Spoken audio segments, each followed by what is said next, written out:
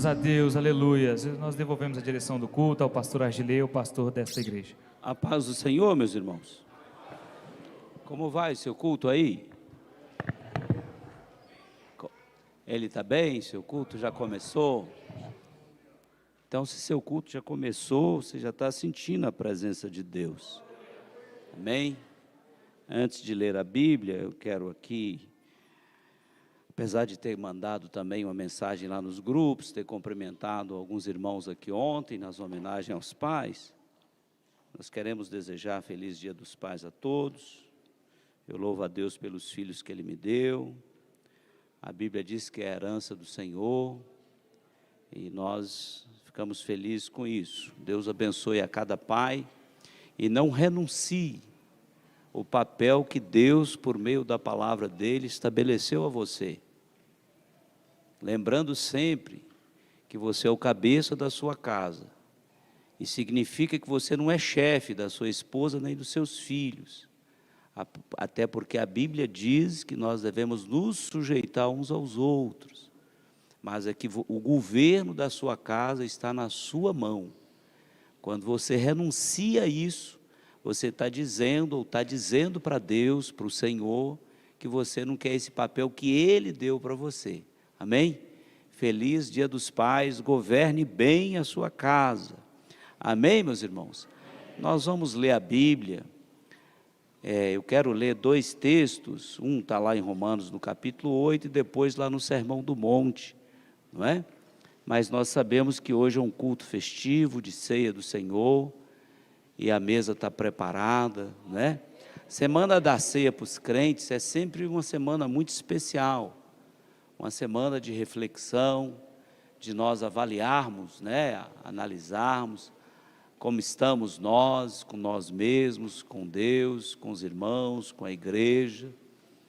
E como eu falo todo mês aqui, sei que você já sabe, mas não custa lembrar, não é? É sempre um momento de olhar, fazer um olhar retrospectivo. E quando eu olho retrospectivamente, eu vejo a cruz, Jesus sendo crucificado, não é? E eu lembro, meus amados irmãos, do que a gente canta, né, na igreja, e sempre cantamos, principalmente quando a igreja ainda fazia culto ao ar livre. Hoje é tudo na internet, né? Mas graças a Deus por isso também. E eu vou lembrar, olha, foi na cruz, onde um dia eu vi meu pecado castigado em Jesus. Foi ali, pela fé, que meus olhos abri, e agora me alegro em sua luz. Mas também é um momento de eu fazer um olhar introspectivo, para eu saber como eu estou diante de Deus, diante dos irmãos. Se eu estou buscando andar em comunhão com Deus, buscando a santificação, né? E nessa hora, muitas vezes, durante a semana, quando nós fazemos essa reflexão, nós lembramos, né? Quando tu perante o Senhor estiver, e todo meu ser Ele controla,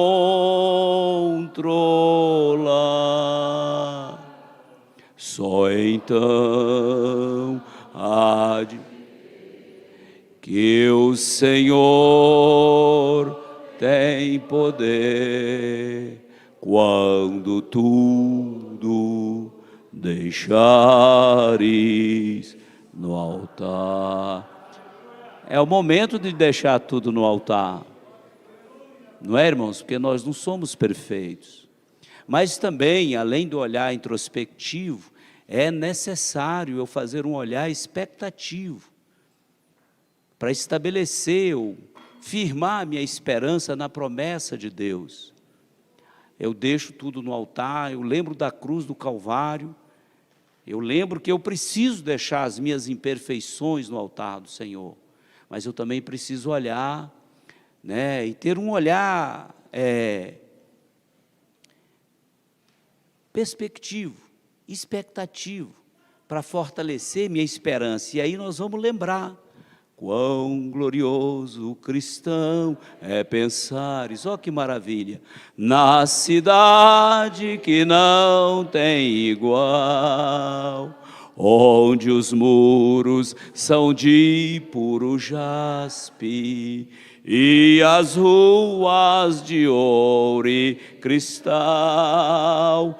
Pensa como será glorioso ver-se a triunfal multidão, que cantando aguarda a chegada. Você vai estar lá? Dos que vencem a tribulação.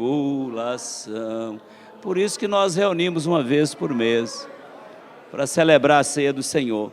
Diz a Bíblia, Romanos capítulo 8, verso 18, vamos fazer uma meditação nessa noite memorável de ceia do Senhor.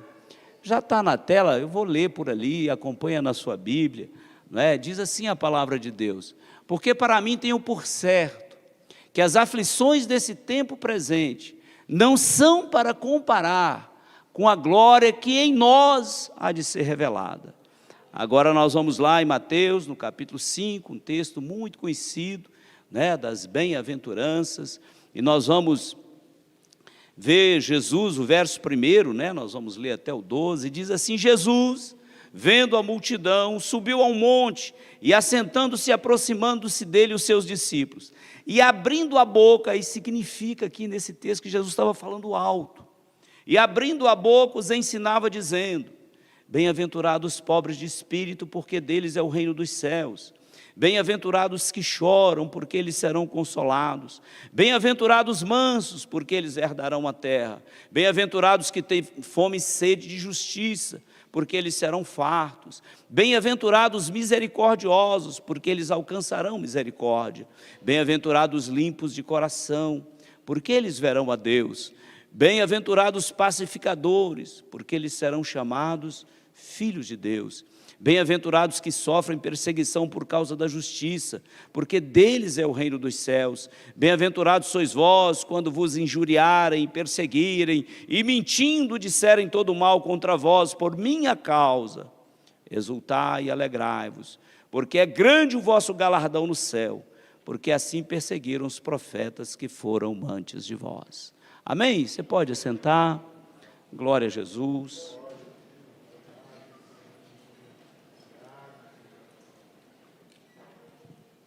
Então, olha, era um pecador, não é? Lembro da cruz, do sacrifício vicário de Cristo, né? O sacrifício substitutivo de Cristo. Ele morreu no meu e no seu lugar. Essa é a prova inconteste do amor incondicional de Deus. Só Ele mesmo para fazer isso. Morrer por nós, pecadores, blasfemos. E por conta disso nós podemos estar aqui nessa noite. Por conta disso, nós podemos olhar, examinar nós mesmos, para participar do corpo e do sangue de Cristo, que é o que faremos daqui a alguns minutinhos. E também, apesar do mundo tenebroso que nós estamos vivendo, profetizado pelo apóstolo Paulo, e evidentemente inspirado por Deus, dizendo: olha, virão tempos tenebrosos, e os homens serão amantes de si mesmos, e descreve o perfil da sociedade atual, longe de Deus, que não pensa no Senhor. Esse tempo chegou, mas ao mesmo tempo nós vamos ver o mesmo Paulo nos ensinando no texto que nós lemos, no capítulo 8, dizendo para nós, né, que olha, porque eu tenho certo que as aflições desse tempo presente não são para comparar com a glória que em nós há de ser revelada. Isso enche o nosso coração de esperança. E lembra a mim e a você que nós vivemos pela expectativa daquilo que ainda não vemos. Você pode dizer amém? Amém. Você vive assim? Alguém aí já viu o céu? Agora a gente vive nessa expectativa daquilo que nós não vemos. Ninguém está vendo o céu, ninguém está vendo Jesus. Jesus, você pode sentir a presença dele. Então a Bíblia vai ensinar para nós isso. E esse é o momento, não foi à toa, né? Não tem nada na Bíblia que foi escrito por acaso. Mas Jesus disse assim, ó, fazer isso em memória de mim. Vocês precisam lembrar quem vocês eram, quem vocês são e quem vocês serão. Aleluia! Eu era um pecador terrível. Pastor, o senhor, não, eu nunca usei droga, nunca dei trabalho para os meus pais. Mas eu era pecador assim mesmo, longe de Deus. Né? Um jovem muito racional, queria conversa com religião, até que Jesus me encontrou. Mas olha, mas não é só isso que Deus faz. E Paulo fala nesse texto, né? Olha, você precisa viver na expectativa daquilo que você não está vendo. E ao mesmo tempo, quando ele escreve, ele não, né? O escritor aos Hebreus, lá no capítulo 10, diz, olha, o justo viverá pela fé. E diz assim, ó, e Deus dizendo assim, ó, e se ele recuar, minha alma não tem prazer nele. E com coisa dura é a alma do Senhor não ter prazer em nós. Mas não só isso, lá no capítulo 11, no verso 1, ele diz, olha, a fé é o firme fundamento das coisas que se esperam e a certeza das coisas que se não vê. E não há jeito, não há forma, não há maneira de servir a Deus sem fé. Porque Deus não vai aparecer aqui e dizer para você, olha, não, Ele já fez isso. E Ele veio num propósito de resgatar a mim e a você. E agora, na próxima volta dele, Ele vai voltar acompanhado por mim e por você, mas aí com um corpo glorioso, para definitivamente livrar Israel e instalar seu reino na terra. Glória a Jesus. Mas meus amados irmãos, e aí Jesus sabendo disso, né? Jesus entendendo, porque Ele é Deus, querendo mostrar para nós o tipo de vida que os crentes de verdade, os verdadeiros servos de Deus, iriam levar na terra. Ele então reúne os discípulos e vem outras pessoas e ele começa a ensinar. E ele começa a dizer para nós, né, como que nós devemos viver pela fé em Cristo. Não só isso. Ele começa a dizer assim, olha, ó abençoados, isso é a tradução do original de bem-aventurados. Ó benditos, ó felizes. Ele começa a dizer assim, você é abençoado, você é feliz, você é bendito, se você viver assim. Mas a gente percebe claramente, o Sermão do Monte é a síntese do ensinamento cristão. Depois os apóstolos vão, inspirados por Deus, detalhando todos os ensinamentos de Jesus, e certamente a base desse discurso de Jesus, desse ensinamento, desse sermão de Jesus, foi reproduzido por Ele mesmo e depois pelos apóstolos, pelos seus discípulos, muitas vezes, como nós estamos fazendo aqui hoje. E essa palavra, por ser viva, eu creio que ela já está tocando em seu coração. Mas nós sabemos que esse texto, que nós chamamos, né, de bem-aventuranças, ou da felicidade daqueles que servem a Deus, podemos dizer assim. Aqui tem a revelação dos princípios divinos da justiça, que muitas vezes nós confundimos. E queremos, nessa noite de ceia, meditar um pouco sobre isso. Jesus estava dizendo assim, vai começar um novo tempo. Ele olhava aquele povo cheio de tradições, com o aio da lei pesando sobre os ombros das pessoas, que havia um doente, se fosse sábado, por força de alguma coisa que estabeleceram na lei, não que Deus tinha falado. Aí você não podia ajudar a pessoa porque era sábado. A gente vai perceber que um povo que ficou 400 anos sem ouvir a voz de Deus por meio dos profetas, começaram a perverter aquilo que Deus havia ensinado. E nós sabemos que ao longo da própria dispensação da graça, da história da igreja, isso muitas vezes se repete. Por isso, nós pastores sempre dizemos, leia a Bíblia, ela é a palavra de Deus, ela é a verdade absoluta, ela é inerrante, ela é viva, ela é eficaz, ela transforma, ela cura, ela salva, ela purifica, ela habilita, essa é a palavra de Deus. Glória a Jesus. Mas, meus amados irmãos, não só isso. Esses versículos mostram o perfil da pessoa que vai herdar o reino de Deus, ou o reino de Cristo. Mateus escreve o reino de Deus porque os judeus tinham dificuldade de falar o nome de Deus de qualquer maneira. Mas é a mesma coisa, porque Cristo é Deus. Mas, meus amados irmãos, e por que Cristo vem dizer isso para nós? Por que Ele vem estabelecer disso? Olha, vocês serão abençoados se vocês agirem assim. Ou isso vai acontecer na vida de vocês, mas tanta aflição que a gente tem no mundo, né? Mas Ele diz assim, olha, Ele está revelando para mim e para você, Ele está dizendo para nós, e por isso é muito importante os cultos da ceia, para nós refletirmos sobre isso. Preste bem atenção no que eu vou dizer aqui. Nós, o ser humano, não tem em si mesmo força moral e ética para viver conforme Deus ordena. Por isso você precisa do Espírito Santo. Eu vou repetir, nenhum ser humano, nenhum de nós, eu não tenho, você não tem, força moral e ética para viver como Deus ordena. Por isso Ele veio, habitou em mim, habitou nos pastores, habitou em você, para nos ajudar a viver como Ele ensina e como nós deveremos viver, para ter comunhão com Ele, para ter intimidade com Ele, para ser amigo dEle, para ser servo dEle. Aleluia!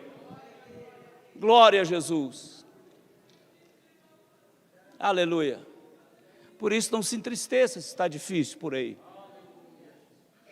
Não se entristeça. Nenhum ser humano tem essa condição. E não é à toa que o próprio Deus veio e Ele morreu por meio do Filho e disse, olha, eu vou enviar o Consolador, mas eu vou voltar porque eu quero que vocês estejam comigo, para onde eu estiver vocês estejam também. Agora eu sei que vocês não têm força, eu quero ensinar isso para vocês, mas antes eu quero habitar em vocês, e para eu habitar em vocês, vocês têm que ouvir meu chamado, vocês precisam crer em mim, vocês precisam crer na minha promessa, vocês têm que se afastar do mundo, deixar o pecado que tão de perto nos rodeia, e seguir em direção de Cristo, o meu Redentor, o teu Redentor, o Salvador das nossas almas, aquele que só Ele pode nos livrar do inferno. Glória a Jesus. Meus amados irmãos, Jesus quer ensinar para nós, Deus quer ensinar para nós nos dois textos que nós lemos. Olha, eu tenho que dizer isso para vocês, não é? As aflições, e muita gente às vezes pensa que a aflição é só quando falta dinheiro para comprar um negócio. Não é não, irmão, é aflição na alma, é vendo a injustiça. E eu vou dizer sobre justiça, que tem muita gente que acha que justiça é essa que nós, principalmente recentemente, temos falado tanto dela. Não é essa justiça que a Bíblia diz. Jesus estava falando para um conjunto de judeus que pela própria lei estabeleceram um estilo de vida, uma expectativa de vida baseada em bênçãos materiais. E é por isso que lá no monte, né, no Monte Gerizim ou no Ebal, as bênçãos eram assim, eu vou abençoar a sua assadeira, o seu pão, vou abençoar as suas ovelhas, vou abençoar o seu gado. É uma perspectiva de vida material. Jesus disse, não, vocês estão confundindo tudo, ó fariseus. Eu vim para que tenham vida em abundância, mas não é aqui. E aí Deus inspira, e Paulo com ousadia diz, olha, as aflições desse tempo presente não são de comparar ou para comparar com a glória que em nós há de ser revelada. E toda a Bíblia é Deus falando. E antes disso Jesus disse para nós, olha, sabe você pobre de espírito? E Deus não está dizendo aqui, aquele da sua condição socioeconômica ou da sua timidez, não.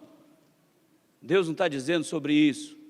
Deus está dizendo aqui, Ele quer alcançar o coração do arrogante, do presunçoso, dizendo assim, você que é pobre, você que tem a convicção que você é fraco, você que tem a convicção que você não tem força ética, força moral para fazer o que eu ensino, vem aqui que eu quero falar com você, olha, você é abençoado.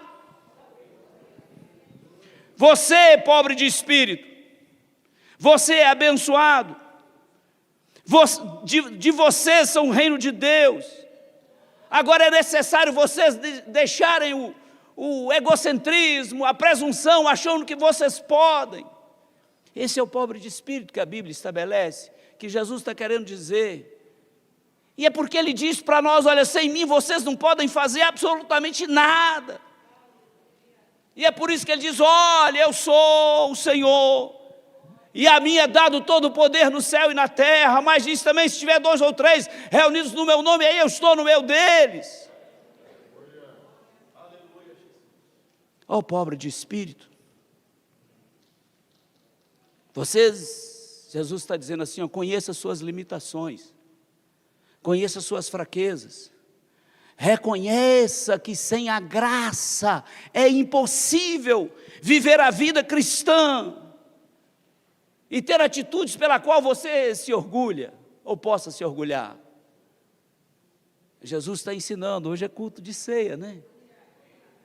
Mas você pode dar glória a Deus e sentir a presença de Deus aí por meio do Espírito Santo. Culto de ceia, a palavra é pastoral. E olha, meus irmãos, Jesus está dizendo assim, veja, vocês, reconheça que vocês precisam da graça, que não importa se você já serve a Deus há 50 anos, se você vem à igreja todos os dias, se você jejuma 5 dias por semana, se você ora 3 horas por dia, mas você continua vulnerável, dependente da graça, da misericórdia de Deus. Não há ninguém nessa terra autossuficiente para aguentar a força do poder do espírito do anticristo, que está no mundo que jaz, que morreu, que está no maligno. Aleluia. Louvado seja Deus. O reino de Deus jamais vai poder ser alcançado por alguma barganha, por algum esforço ou por algum talento humano. Não há essa possibilidade, em hipótese alguma. Aleluia. Não há essa possibilidade.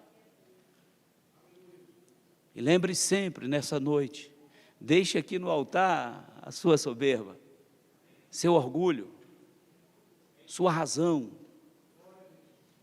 porque você sabe que Deus usa as coisas loucas desse mundo para confundir as sábias, usa as que não são para confundir as que são. Isso é fé, isso é fé. Nunca se esqueça que Ele revelou para Tiago, que Deus resiste aos soberbos, mas que Deus abençoa os humildes. Eu vou dizer novamente, Deus resiste aos soberbos, mas Ele dá graça, Ele abençoa os humildes. E Jesus continua dizendo para nós assim, olha, eu sei que vocês não têm condição, mas eu vim habitar em vocês, e por isso, sabe, seu choro, não é choro porque você está enfermo, doente, assim nós oramos e Jesus cura você, mas é um choro na alma, e de vez em quando eu falo sobre ele aqui. Há um choro de angústia, há um choro de uma situação que você não consegue resolver, ou alguma coisa que vem na sua mente, que você observa o mundo assim, mas o que fazer? Alguns ficam desesperados, alguns deprimidos, alguns angustiados. Quantas vezes a angústia nos pega a mim também. Jesus, mas como é que pode? Como é que pode? Aí aquele desejo de Jesus vir arrebatar e buscar a sua igreja, buscar a cada um de nós, isso cresce. Mas ele fala assim, olha, você é bem-aventurado se você chorar. Mas não é chorar porque o rapaz não quis namorar com você, ou porque a moça não quis namorar com você, ou porque você não ganhou um presente no dia dos pais, né? Dê glória a Deus porque você não ganhou. E ore para que você o ano que vem ganhe. Aleluia. E não é desse choro que Jesus está falando. Ele fala assim, ó, abençoado, ou você é abençoado, você que chora é abençoado, porque você vai ser consolado. Agora esse choro aqui, irmãos, Deus está dizendo quando nós olhamos o pecado, e sentimos profundamente as causas das nossas próprias fraquezas, as causas das nossas fraquezas que nos fazem pecar diante de Deus, as causas das nossas fraquezas que nos faz ou nos envergonha quando nós tentamos falar com Deus, quando nós tentamos sentir a presença do Espírito Santo. Aí Jesus está dizendo assim: abençoados, ou felizes, bem-aventurados, se vocês decidiram ouvir o meu chamado, estão aqui, eu quero habitar em vocês. Então, se vocês estão chorando por conta disso, eu quero dizer para vocês: olha, vocês vão ser consolados, e nesta noite o consolo está aqui, porque o Espírito Santo é o Consolador, e Ele está aqui nessa noite.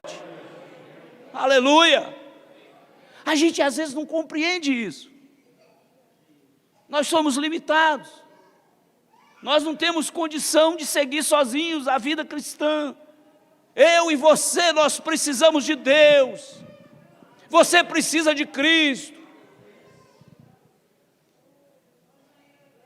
Você precisa desfrutar da graça. É ela que é o favor imerecido. E eu preciso tranquilamente, ou em comunhão com Deus, participar do corpo e do sangue dele. Nós choramos quando nós olhamos nossa vida, fazemos aquele olhar introspectivo, e como a gente faz isso durante a semana da ceia, e no nosso caso que vamos cantar, pregar, e aí a gente intensifica a oração, não que a gente não faça isso todos os dias, mas alguns momentos que a gente volta para nós mesmos, porque o texto clássico da ceia diz: examine-se, pois, o homem a si mesmo, para comer desse pão e beber desse cálice. E nós vamos perceber que quando eu pego o padrão divino de justiça e coloco na minha vida, não passa. Se você pegar o padrão de vida divino e colocar sobre a sua vida, não passa. De ninguém passa, só passa pela graça, só passa pelo sangue do Calvário, só passa quando eu creio que o sangue de Jesus me purifica e te purifica de todo o pecado. É necessário entender isso. Senão nós seremos cristãos arrogantes e vamos achar que nós somos melhores que outros. Aleluia! Louvado seja Deus! Era um pecador, não é? Aleluia! Jesus está dizendo: olha, sabe você que percebe isso, que se fica triste por causa da sua fraqueza, eu quero dizer que você é bem-aventurado, que você é feliz, porque significa que você reconheceu que você depende de mim, que você depende do meu sangue, que você depende do meu espírito, e eu quero habitar em você, eu quero transformar você, eu quero santificar você, eu quero encher você da minha presença. Aleluia! Louvado seja Deus, louvado seja o nome de Jesus. Louvado seja o nome de Jesus. Isso vai fazer com que nós sintamos aflição por conta da imoralidade, da crueldade, do pecado que prevalece no mundo. O mundo que nós vivemos não tem a maioria de pessoas cristãs. O mundo é mau, a Bíblia já nos ensinou isso. E é por isso que nós somos um povo salvo, escolhido, zeloso de boas obras. E por isso que nós somos só embaixadores de Cristo. Não há nenhuma embaixada em nenhum país onde as pessoas da embaixada são a maioria. Mas ali, naquele lugar, ali é um pedacinho do país. Aqui, nessa noite, nós aqui reunidos, nós somos um pedacinho do céu. Nós somos um pedacinho do céu, e nós podemos sentir nesta noite que nós estamos num pedacinho do céu. Eu entendo que sou fraco, eu entendo que sou dependente, eu entendo que eu preciso da graça, então o meu coração se abre, eu me esvazio de mim mesmo, eu nego a mim mesmo, e o Espírito Santo me enche, e eu começo a sentir algo tão glorioso, algo tão maravilhoso, que é como se eu estivesse sentindo um pouco do céu, pelo menos durante o culto aqui. Aleluia, Louvado seja o nome de Jesus. Você é bem-aventurado. Mas Jesus fala mais. Olha, eu tenho por certo que as aflições desse tempo de hoje não são para se comparar com a glória que em nós há de ser revelada. E ele fala, então você, ô abençoado, você manso, os não violentos, irmãos, são os mansos que vão herdar o céu, não são os violentos, não é? São os mansos também que vão reinar com Cristo, não são os violentos. E esse caráter de paz, de não violência, de mansidão, é moldado pela ação de Deus em nossa vida. Eu escutei a voz de Jesus, eu me entreguei a Ele, eu deixei no altar tudo, diante dEle. Está aqui Jesus. Pastor, eu posso fazer isso? Claro. Ele prometeu, primeiro ele disse, que eu já mencionei aqui, que o sangue dele purifica do pecado, mas que eu posso andar, entrar pelo novo e vivo caminho. Que novo e vivo caminho é esse? Como que eu faço isso? É pelo sangue de Jesus, não é? Eu entro pelo novo e vivo caminho, pelo sangue de Jesus, e chega até onde? Você já chegou? Você pode chegar diante dele. Olha que maravilha. Então olha, bem-aventurados, felizes, abençoados são os mansos. Agora o texto clássico, pilar dessas bem-aventuranças, é o verso 6, que Jesus fala assim, olha, bem-aventurados que têm fome e sede de justiça, porque eles vão ser fartos. Que coisa... Esse é um dos versículos mais importantes do Sermão do Monte, porque Jesus está nos ensinando que é uma condição fundamental para nós termos uma vida santa sob todos os aspectos, é ter fome e sede de justiça. Jesus está nos ensinando que toda a nossa vida aqui na terra e nossa vida futura, na eternidade, depende de como nós sentimos fome e sede de justiça, de como nós buscamos a comunhão com Cristo e de como nós ansiamos pela volta do Senhor. Tem alguém esperando Jesus voltar aí? Quer que Ele volte hoje? Tem gente que não quer. Tem gente que não quer. Mas ter fome e sede de justiça significa que eu quero que Jesus volte hoje, porque a justiça perfeita é de Deus. A justiça perfeita é do Senhor. Aqueles que são pobres, necessitados, pobres de espírito, que têm uma espiritualidade, né, onde ele compreende as suas fraquezas, as suas dependências de Cristo, do Espírito Santo. Ele reconhece o quanto ele tem fome, ele tem sede de justiça, porque ele disse, eu não posso fazer nada, Senhor, o mundo é mau, o mundo é contaminado pelo pecado, o espírito do anticristo opera, mas o Senhor é Deus, o Senhor Jesus é o Rei da justiça, aleluia, glória a Jesus, louvado seja Deus. E se você tem fome e sede de justiça, significa que você tem uma vida regenerada. Só tem fome e sede de justiça. Estou falando de justiça de Deus, irmãos, que é perfeita.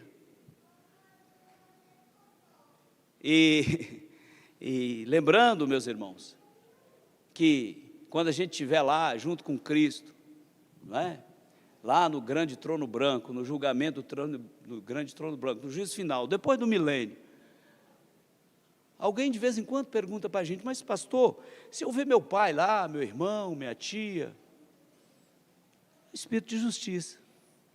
Depois de passar 1000 anos com Cristo, você vai perceber que aquelas pessoas realmente mereciam ser condenadas. E é claro que você não vai ter a consciência, o pensamento, a capacidade intelectual que nós temos hoje, extremamente limitada. Aí nós já estaremos com o corpo incorruptível, com a alma não sujeita mais ao pecado. Aí o pecado nosso já foi lançado no mar do esquecimento, é o que a Bíblia diz, e nós não vamos ter mais lembrança do pecado, porque nós já estaremos vivendo com Cristo, já teremos participado das bodas do Cordeiro. Faça de cada participação da ceia uma réplica disso. participe da Santa Ceia como se estivesse nas bodas. E para você estar lá, você precisa ser pobre de espírito, ter fome e sede de justiça. Você precisa ser manso. Você precisa chorar. E aí não teremos problema mais com justiça. Porque o Deus que nós servimos é perfeito. Mas Jesus fala assim, olha, os misericordiosos, vocês são felizes se vocês forem misericordiosos, porque vocês vão alcançar a misericórdia. E é uma coisa interessante, você não é misericordioso para ser salvo. Já parou para pensar nisso? Você não é misericordioso para ser salvo. Você é misericordioso porque você é salvo. Se você não estiver regenerado, se você não tiver certeza da salvação, não há misericórdia em ti. Não há misericórdia em ti. Porque a natureza humana ainda prevalece nos seus pensamentos. Se a nossa natureza humana é má, aí você vai fazer o que você quer fazer. Não o que Paulo ensina na carta aos Romanos, isso que quero não faço, aquilo que não quero faço. Aleluia.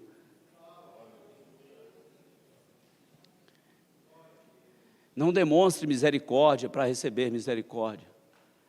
Receba misericórdia por meio da fé. Por crer na graça, por crer no sangue redentor, purificador, vicário de Cristo Jesus. Era o meu e o teu sangue que devia ter escorrido na cruz. Mas foi o dele que escorreu no meu e no teu lugar. Aleluia. Mas Jesus fala assim, olha, vocês são felizes e abençoados.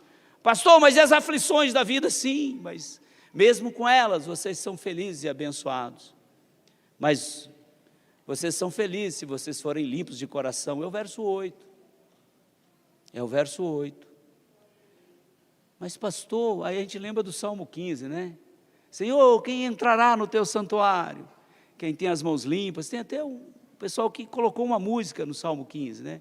Quem tem as mãos limpas, um coração puro, não ama vaidade, sabe amar, né? Não engana, e vai por aí afora. Os limpos de coração, significa que você foi liberto do poder do pecado. E se você está aqui e não foi liberto do poder do pecado, Jesus hoje vai libertar você.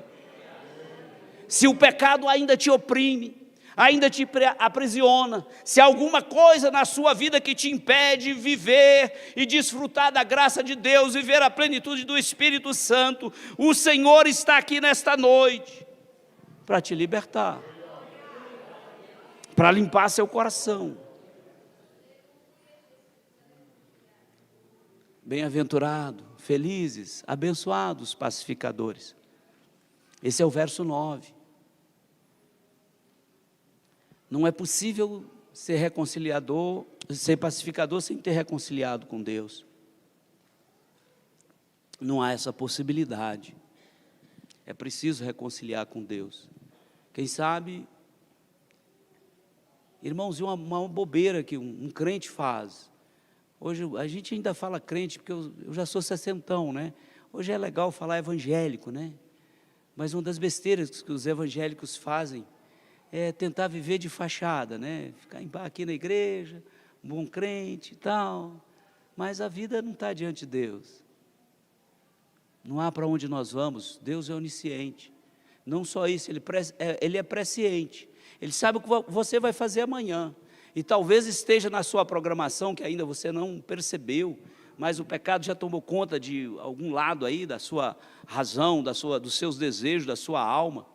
E você está na sua programação, um pecado ali, daqui a pouco, só falta a oportunidade para você pecar. Mas eu quero dizer para você nessa noite, olha, Jesus está aqui para travar esse processo. Você não vai pecar se você crer nele. Pastor, como é isso? Você precisa crer. Crer que você, quando crê em Cristo, reconcilia com Deus por meio de Cristo, e que mediante a fé vive a paz com os homens. Paulo nos ensina isso no capítulo 5 da carta aos Romanos. Não dá tempo de falar sobre isso.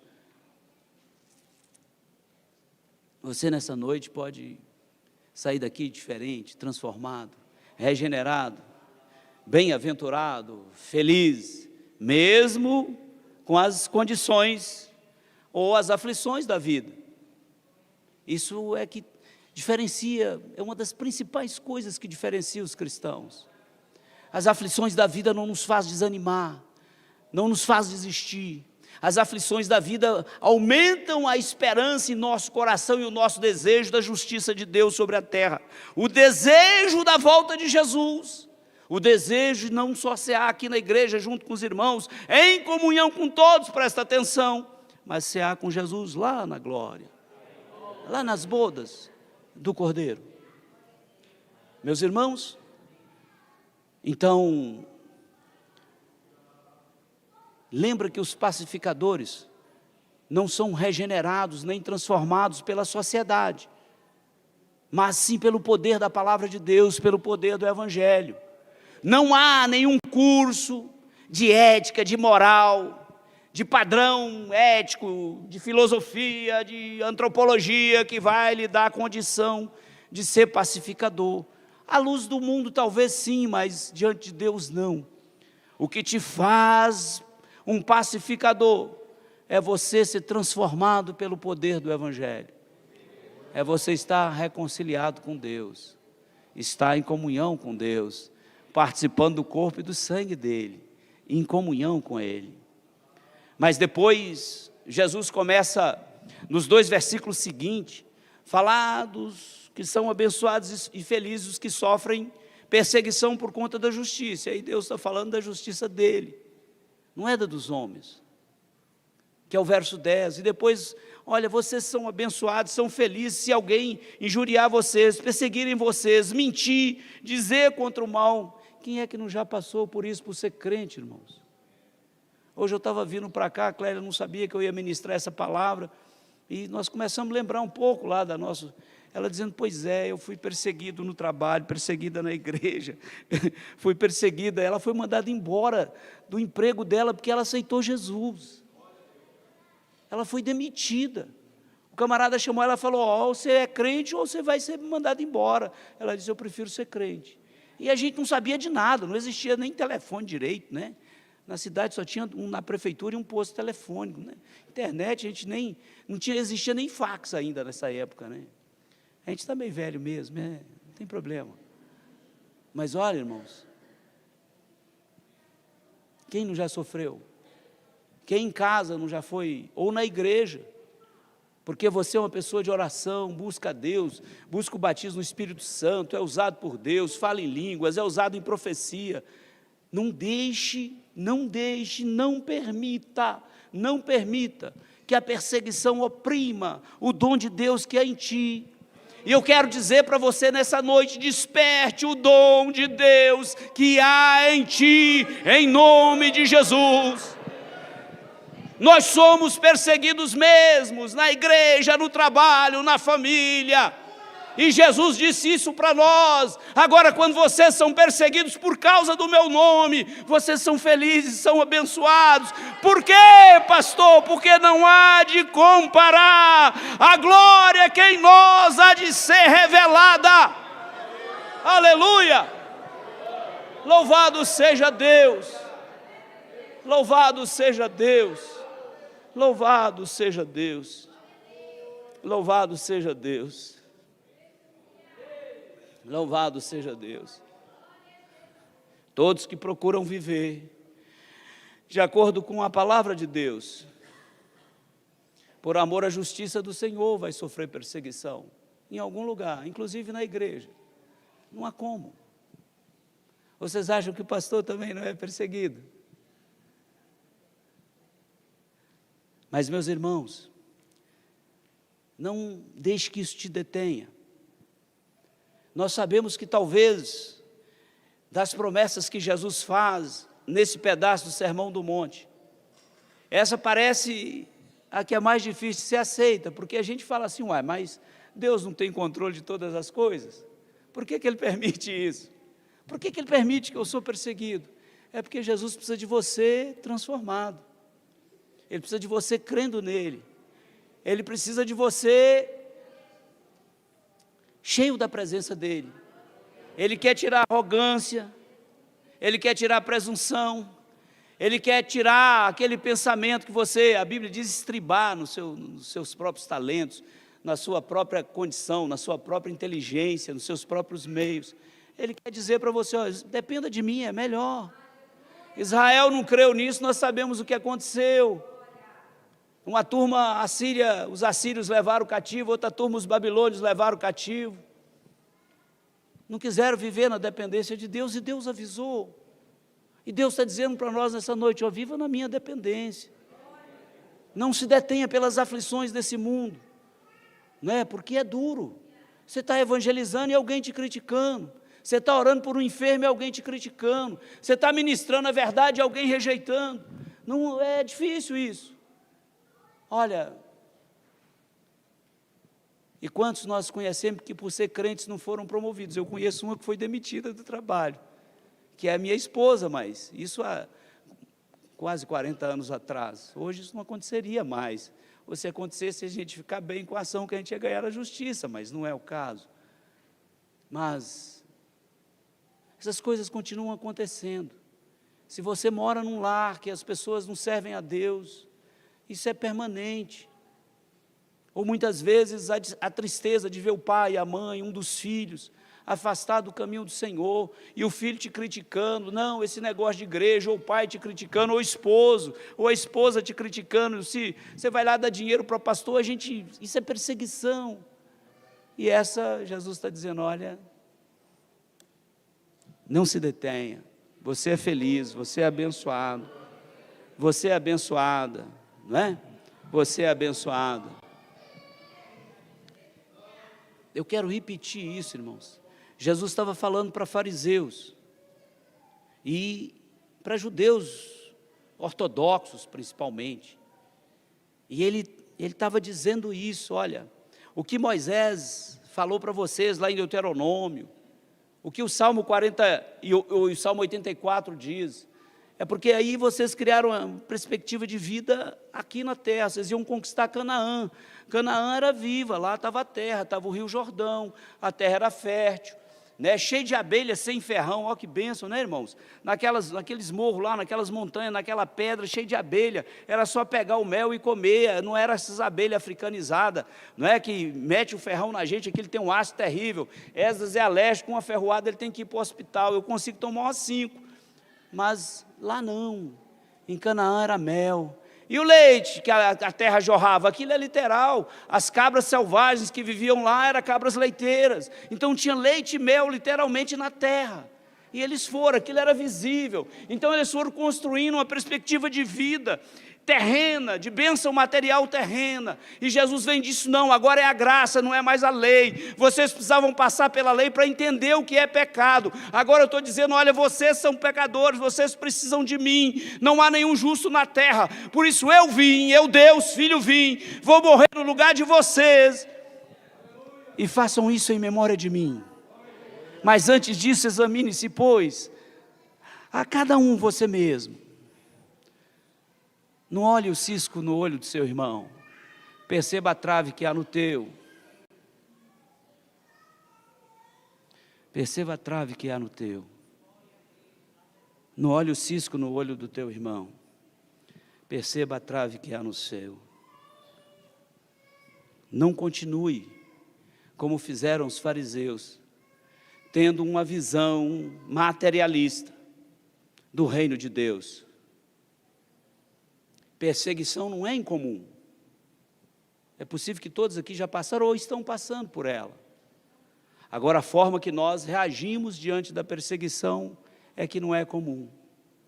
E nós precisamos reagir na perspectiva do que Paulo nos ensinou. As aflições desse tempo, não de comparar. Muda o foco, muda como eu enxergo o problema. Muda como eu enxergo a dificuldade, muda como eu enxergo a situação, muda como eu enxergo o mundo, muda como eu enxergo a igreja, muda como eu enxergo o próximo, muda tudo. olha, as aflições, não, mas ele me persegue, falou mal de mim. Na igreja é cheio disso, né? Não aqui na De Cruz, viu, irmãos? Vocês que estão nos visitando. Aqui o povo é santo, porque aqui o pastor usa a vara e o cajado, né? Como está usando hoje. Não tem esse negócio, vou embora, não tem problema. Agora, se você for, você vai levar o problema com você. Aqui você não deixa ele não, amém? Porque a tua vara e o teu cajado é que consola, não é assim que a Bíblia revelou para nós? Precisa dos dois. Mas, meus irmãos, muda tudo,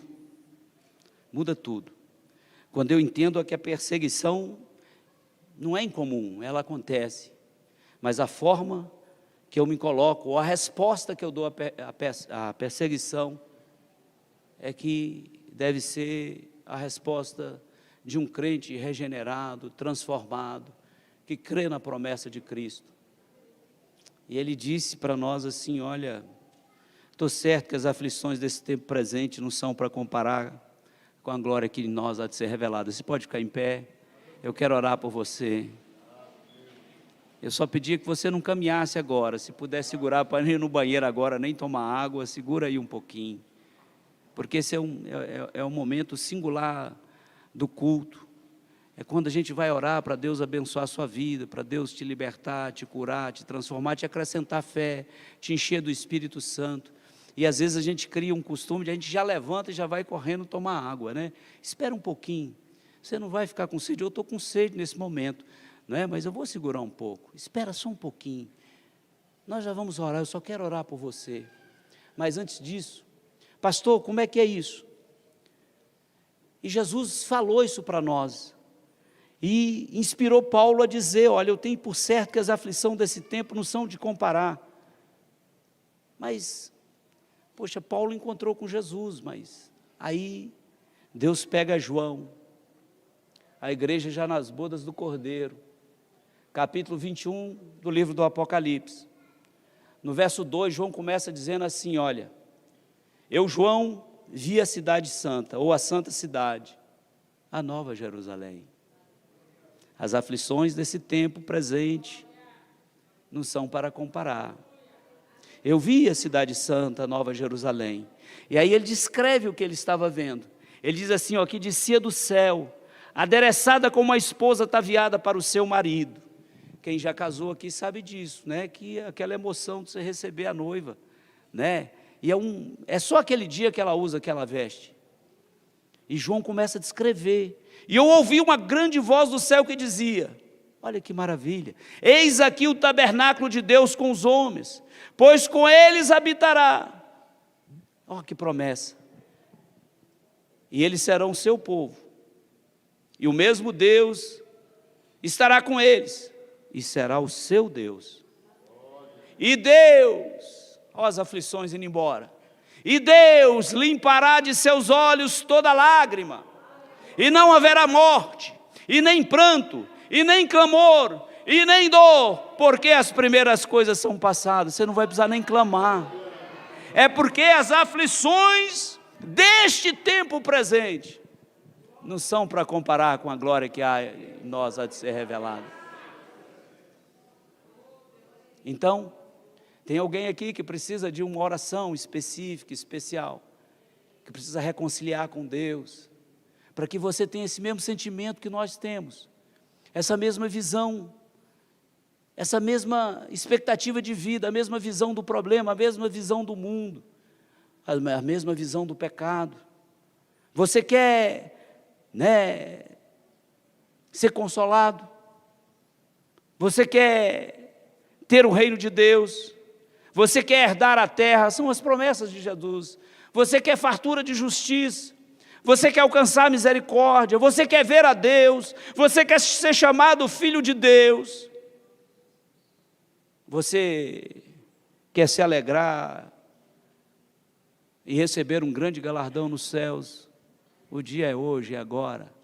Eu estou convidando você para reconciliar com Cristo, para aceitar a Cristo, para crer nessa promessa do poder do Evangelho dele, de Jesus Cristo, a quem nós nessa noite estamos celebrando e vamos participar por estarmos em comunhão com ele, do seu corpo e do seu sangue. Tem alguém aqui? Eu quero orar por você. Eu vou orar por todos, mas eu quero orar por você. Isso, faz isso mesmo, pergunta. Se a pessoa já servir a Deus, estiver em comunhão, só vai sorrir e dizer, eu estou vendo alguém perguntando. Não tem problema perguntar. Se você não conhece a pessoa, pergunta aí. É o único momento no culto que eu não olho para o relógio. Tem alguém aí? Curva a sua cabeça, eu quero orar por você. Na sequência, nós já iniciaremos a celebração da ceia. Glória a Jesus. Examine-se, pois, você mesmo. Quando tudo, né? Deixa aqui no altar todas as coisas. Deixa tudo aqui no altar. Deixa aqui na presença de Deus todas as coisas. Deixa Ele transformar o seu ser. Não é assim que o hino fala? E todo o teu ser Ele me transformar. Só então há de ser, né? Olha, ou foi na cruz, onde eu vi meu pecado castigado em Jesus. Ou lá nos anos 70, a gente lembrava nessas horas, né? Um hino antigo que talvez a maioria dos irmãos, ou talvez nenhum, lembre dele ou saiba cantar. Lembrar só se for o pastor Zé Gomes, né? Os demais talvez não vão se lembrar. Que nesse momento a gente dizia assim, olha, nesse mundo sou um cidadão comum, sujeito às lutas e às tentações, sujeito a ordens de homens carnais, sujeito a passar por duras provações. Convivo no meio de homens corruptos, nem sempre a vida é doce como mel, mas graças a Deus que já sou remido, terei um futuro próspero e bonito, já fui nomeado cidadão do céu, cidadão do céu, agora eu sou, pois já fui comprado pelo sangue amado do meu Salvador. Cidadão do céu, eu sempre serei, pois já sou remido no sangue vertido de Cristo meu Rei. Ó Deus eterno, aqui está teu povo. Que o teu Espírito Santo agora fale, Pai, poderosamente a cada coração. Eles ouviram sua palavra. Não deixe que ninguém saia daqui sem ter a certeza da salvação. Não permita também que ninguém participe do teu corpo e do teu sangue de forma indigna, Senhor, porque é só o Senhor que sonda e conhece profundamente os nossos corações. Abençoa teus filhos, para que eles possam crer, Pai, que as aflições cotidianas, meu Deus, que nós passamos por elas são conhecidas, percebidas, entendidas pelo Senhor, que o Senhor tem controle da minha e da vida de cada um deles, Pai eterno, e que quando eles deixarem tudo no teu altar, quando eles compreenderem de fato o significado da justiça, da perseguição, do choro do crente, meu Deus eterno, eles vão entender e desejar, meu Deus, com os corações ardentes, estarem com o Senhor na glória, por meio do arrebatamento da tua noiva, da tua igreja. Abençoe cada um deles, cura agora, meu Deus, o espírito, cura a alma, da ansiedade, meu Deus, do medo, da opressão, liberta agora do poder das trevas, meu Deus, que produz vício, meu Deus, que produz, Pai eterno, um sentimento, meu Deus eterno, de opressão, de depressão. Meu Deus, liberta agora aqueles que não conseguem abandonar, meu Deus, mesmo sabendo que o que fazem é pecado, não conseguem abandonar a vida de pecado. Em nome de Jesus, cura agora os teus filhos, cura o pulmão, cura o coração, cura o intestino, meu Deus, cura os ouvidos, cura os músculos, cura as artérias, as veias, Pai eterno, cura os ossos, em nome de Jesus. Meu Deus, cura os órgãos internos, Pai eterno, controla a pressão, meu Senhor da glória, cura os nervos, os tendões, as articulações, porque o Senhor é Deus, porque ao Senhor foi dado todo o poder na terra e também no céu.